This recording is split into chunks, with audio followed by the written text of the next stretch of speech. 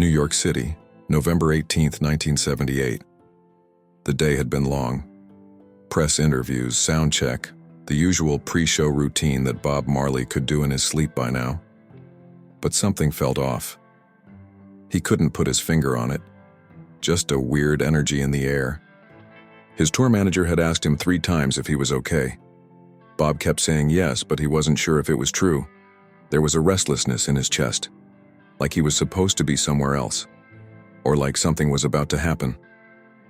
He'd called. His children earlier talked about the show, tried to focus on normal things, but even that felt distant, like he was watching his life from outside his body. "You good?" his guitar player asked, walking into the dressing room. Bob nodded. "Yeah, just, I don't know, weird day. Crowd's gonna be insane tonight. Sold out. 20,000. I know.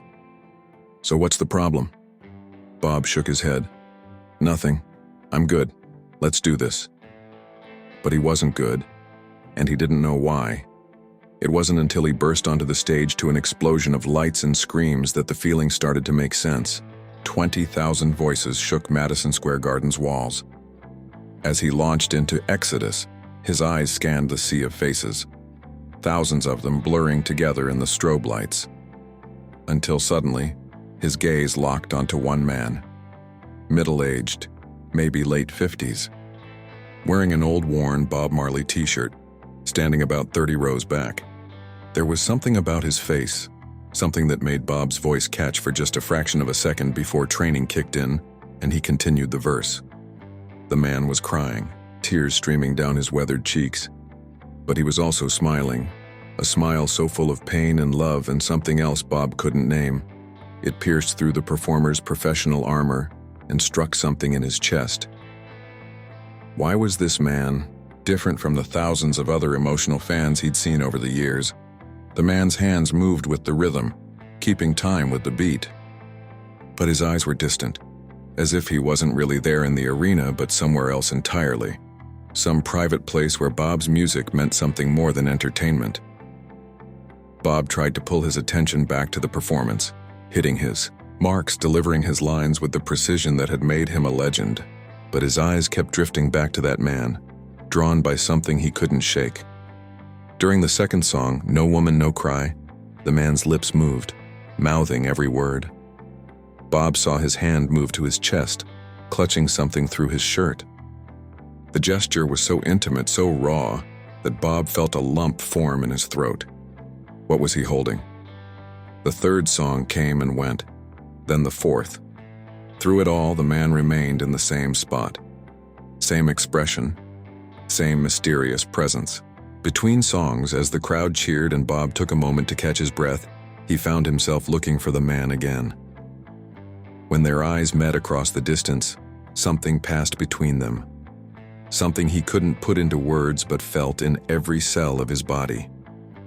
His guitar player noticed the distraction and shot him a questioning look. Bob just shook his head and launched into One Love. As he sang about unity and hope, the irony wasn't lost on him. Here was a moment, right now, an internal voice was screaming at him to do something. To acknowledge this man, to bring him up on stage. But why? What possible reason could he have for singling out one fan from 20,000? And yet the compulsion grew stronger with every passing minute, every song, until it became almost unbearable. During a break backstage, Bob grabbed his tour manager by the arm. "There's a guy out there, middle section about 30 rows back, older guy in my merch. I need you to get him." His manager looked confused. "For what?" Bob realized he had no answer. "Just get him. Bring him backstage after the next 3 songs. Tell security not to scare him." His manager nodded slowly, clearly thinking his boss had lost his mind, but knowing better than to argue. Bob returned to the stage for the second half of the show, performing Waiting in Vain with the kind of emotional intensity that made the audience fall silent, hanging on every word. As he delivered the soulful chorus, he looked at the man again and saw something that made his blood run cold. The man was sobbing now, not just crying but truly breaking down, and yet he was still smiling. still mouthing the words. The mystery deepened with every passing moment.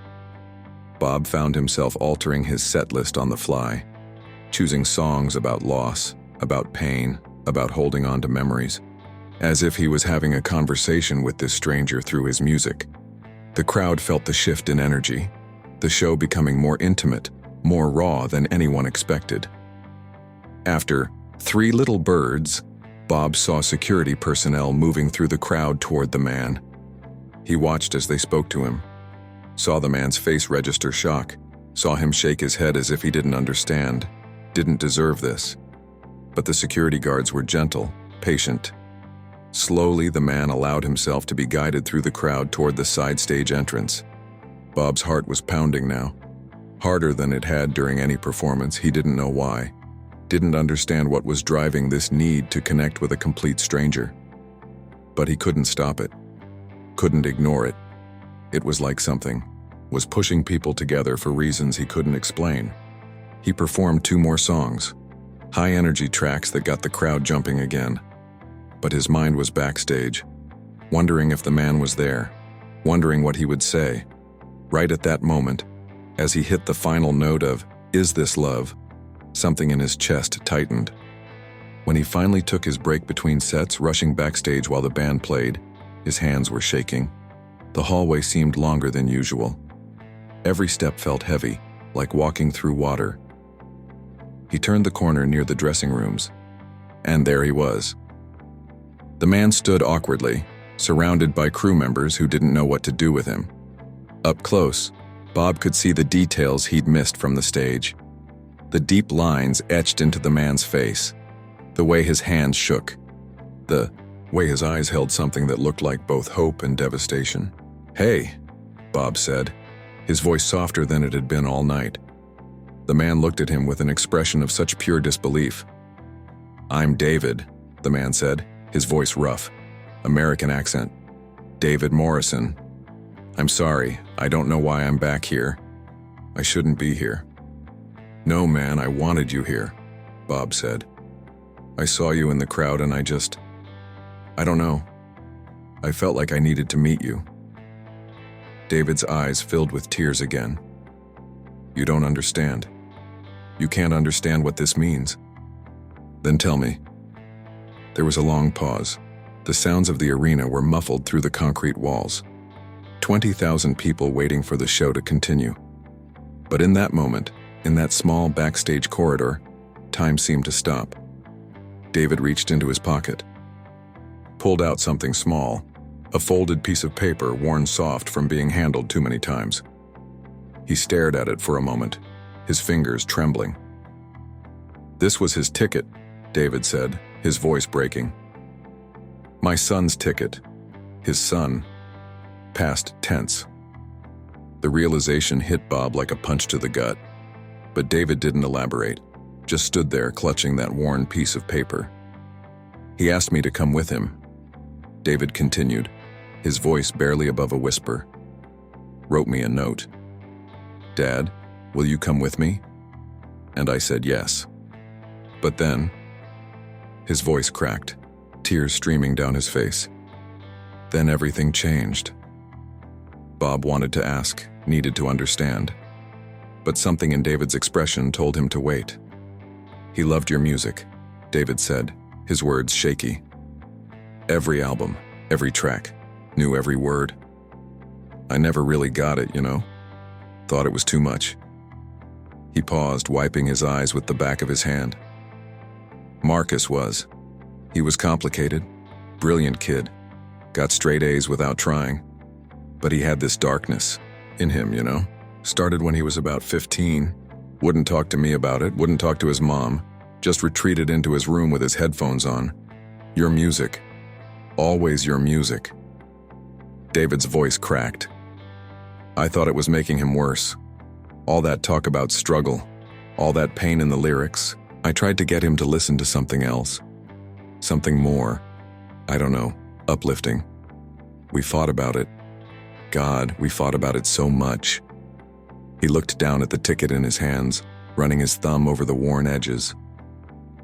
"Then one night about 2 years ago, I found him in his room, He was crying, really crying, and he had Redemption Song playing on repeat.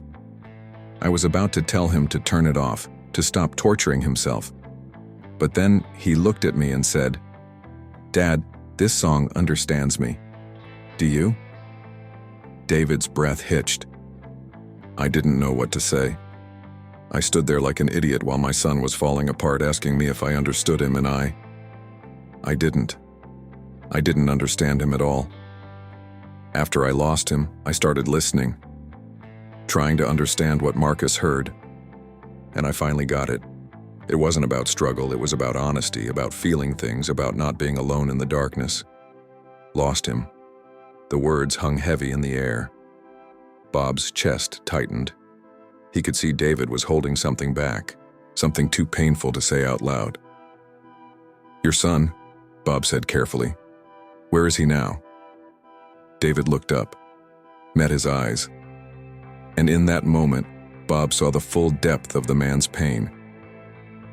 "He can't be here," David whispered. "But I came anyway, because I promised." "Can't be here," the way he said it, the finality in his voice. Bob understood without needing the details. Something terrible had happened, something that couldn't be undone. "When you looked at me during the show, I swear I felt him there. His presence. I know that sounds crazy, but it doesn't sound crazy." Bob cut him off. He put a hand on the older man's shoulder. "I felt something too. That's why you're back here. I don't know what it means. Don't know if I believe in signs or any of that. But I know I felt it." David looked at him. Something like hope mixed with anguish in his eyes. "What do we do with that feeling?" The question hung in the air between them. Impossible to answer. Bob thought about all the people his music had touched over the years. All the letters he'd received. Stories of pain and survival. He'd read thousands of them. Filed them away. Felt grateful but also overwhelmed by the weight of it all. But this was different. This wasn't a letter. This wasn't a story someone else told him. This was immediate, real. A father standing in front of him, holding his son's ticket, asking a question that maybe didn't have an answer. What do we do with that feeling? Bob didn't know. Didn't have a roadmap for this. He'd never brought a random fan backstage before. Never stopped a show to acknowledge someone's grief. It went against every rule, every piece of advice he'd ever gotten about maintaining boundaries, about separating the performance from the personal. But those rules felt meaningless right now, standing in this hallway with David, looking at the pain in his eyes, feeling the weight of Marcus's absence like a physical thing between them. Sometimes rules were made to be broken. Sometimes you had to trust the inexplicable. Sometimes the only thing that made sense was doing something that made no sense at all. But suddenly Bob knew exactly what to do. "Come on stage with me," he said. The words came from somewhere instinctive, somewhere beyond logic. David's eyes went wide. "What? No, I can't. I'm not a performer. I wouldn't know what to do." "You don't have to do anything," Bob insisted. "Just stand there. Be there for your son. Let me do a song for him. For you. Let these 20,000 people know that he mattered, that he's not forgotten."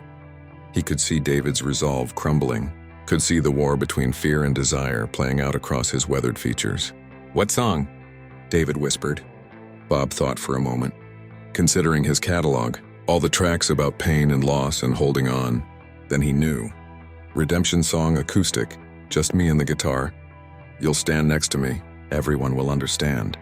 Though even as he said it, he wasn't sure if that was true. But it felt right. Felt necessary. David nodded slowly, wiping his eyes. He would have loved this. He would have absolutely lost his mind. He laughed through his tears, a sound of joy breaking through the grief. Bob thought, yes, this is why. This is what the feeling meant. They walked back toward the stage together. Bob explaining to his confused crew what was about to happen, seeing their skeptical faces but pushing forward anyway. Because sometimes you have to trust the inexplicable. Sometimes you have to follow the thread even when you can't see where it leads. The crowd had been waiting for 15 minutes now, getting restless. The energy shifting from excited to impatient. Bob knew they'd understand, or at least he hoped they would. He walked back onto the stage alone first. The crowd erupted. He held up his hands for quiet, the arena slowly settling into an anticipatory hush. "I want to do something different right now," he said into the microphone. his voice carrying to every corner of the massive space. Something I've never done before, and I need you all to listen. Really listen. He could feel the crowd's attention sharpen, could sense them leaning forward. There's someone I want to introduce you to, Bob continued. His name is David Morrison. 6 months ago, he lost his son. His name was Marcus. He was 19 years old. He paused, letting the weight of it settle. Marcus was supposed to be here tonight. Had a ticket, had plans to come with his dad. But Marcus died in a car accident before he could make it. He heard the collective gasp from the audience, felt the mood in the arena shift from entertainment to something deeper, something more human. The silence was deafening, but David came anyway, Bob said, his voice softer now. Came wearing his son's shirt, holding Marcus's ticket, because Marcus loved this music, loved these songs. David wanted to be here for him, wanted to keep that promise they made. When I saw David in the crowd tonight, I felt something I can't explain. I asked him to come up here because sometimes we need to remember what music is really about, what it's really for. It's not just entertainment. It's connection. It's feeling less alone in the darkness. It's knowing that someone else out there gets it, gets you. And Marcus, wherever he is, I hope he knows he was seen, he was heard, and he mattered. The arena was silent now. Bob gestured to the wings where David stood frozen, terrified. Slowly, so slowly, David walked onto the stage, stepping into the blinding lights. The crowd began to applaud, softly at first, then building, then becoming a thunderous roar of support and love and shared humanity. David's knees nearly buckled, but Bob was there steadying him, guiding him to a spot near the stool where his guitar waited. "This is for Marcus," Bob said into the microphone, "and for every kid out there who feels lost, who feels alone, who thinks nobody understands. You're not invisible. We see you. Your story matters." He sat down on the stool, his fingers finding the opening chords of Redemption Song. As he began to sing, his voice stripped of all production and effects, just raw emotion and melody, David stood beside him, crying openly now, no longer trying to hide it. Something happened in that arena, something that went beyond performance or celebrity. It became a shared moment of grief and healing.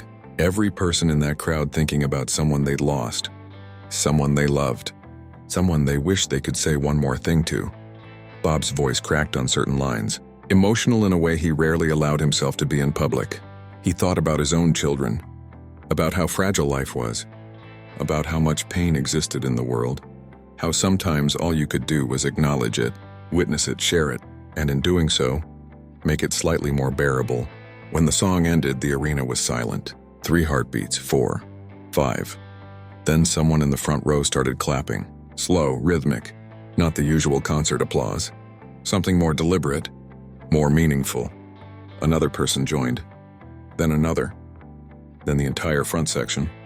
The sound building, but staying controlled, respectful. A standing ovation that felt more like a church service than a concert. Bob looked out at the crowd and saw what he'd never seen before at one of his shows. People crying, not teenage girls screaming or fans losing their minds, but grown men and women, tears streaming down their faces applauding for David, for Marcus, for every person they'd loved and lost. In the third row, a woman held up her lighter, flame flickering in the darkness. Gone too soon, Bob could tell by the way the woman's hands shook. Near the back, a man had his hand over his heart, mouthing, "Thank you," over and over. The applause continued for almost 2 minutes. Not getting louder, not becoming chaotic, just sustained, present, real. David stood there taking it in, his face a mixture of devastation and something like peace. He turned to the crowd, raised his hand in a small wave. The gesture so simple, so human, that it broke something in the arena. The applause shifted, became more emotional. Some people sobbing openly now. Bob stood up from the stool, put his arm around David's shoulders, whispered, "They see him. They all see him." David nodded, unable to speak. In that embrace, 2 strangers connected by music and loss found a moment of peace. As David walked off stage, escorted by security back to his seat, Bob stood at the stool for a long moment.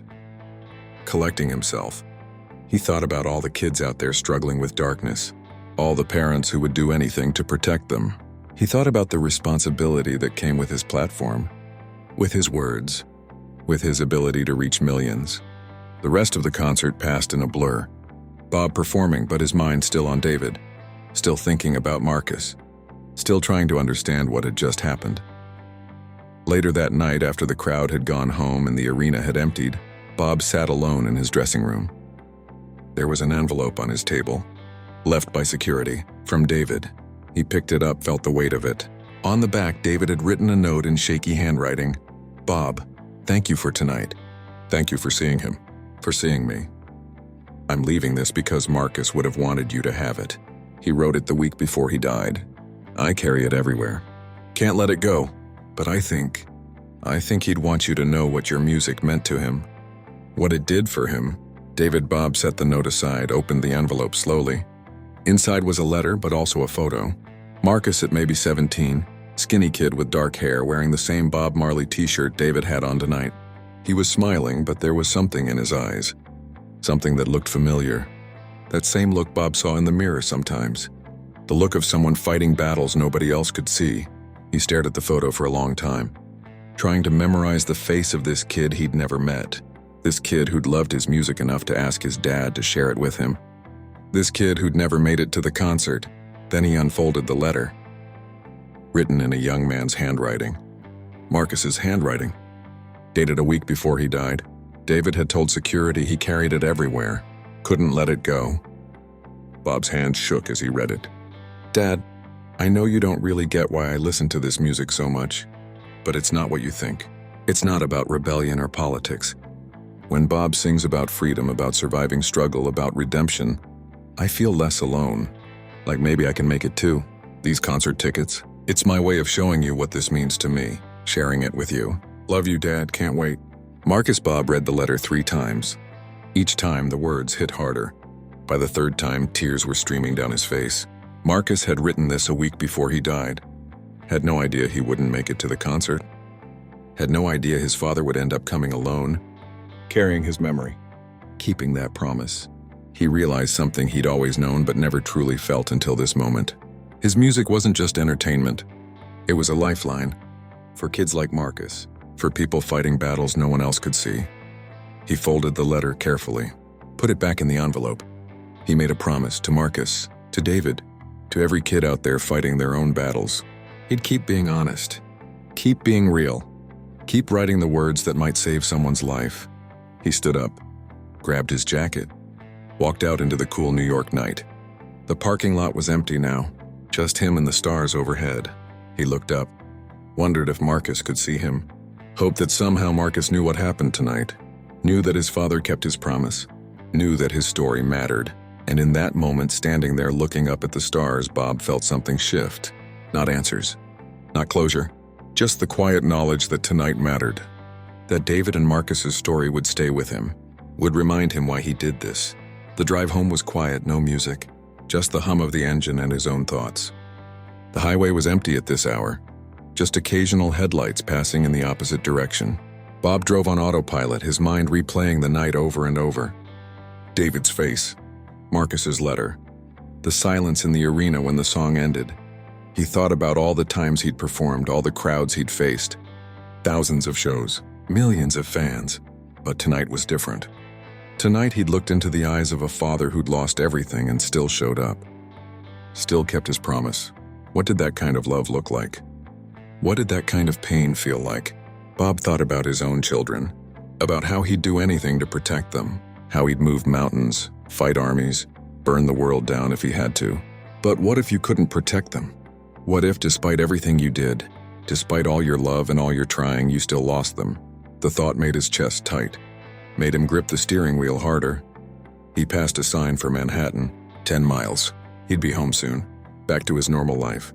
But something had shifted tonight, something he couldn't quite name. Marcus's letter sat on the passenger seat, the photo tucked back inside.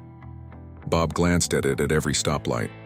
A 19-year-old kid he'd never met, who'd loved his music enough to ask his dad to share it with him, who'd written about feeling less alone, about fighting through darkness, about maybe making it. But Marcus didn't make it, and his father came anyway, wore his shirt, held his ticket, stood in a crowd of 20,000 strangers and cried for a son who wasn't there. When he pulled into his driveway, he sat in the car for a few minutes, not ready to go inside yet, not ready to let go of whatever had happened tonight. He looked up at the stars through his windshield. Wondered if Marcus could see him. Hoped that somehow, somewhere, Marcus knew what happened tonight. Knew that his father kept his promise. Knew that his story mattered. Knew that he wasn't forgotten. Tomorrow, people would talk about the concert. About the father on stage.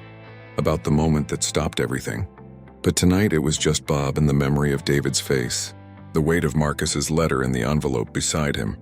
The understanding that sometimes music does more than entertain. Sometimes it saves lives. And sometimes it brings people together in ways you never expect. That was enough. It had to be. And it was.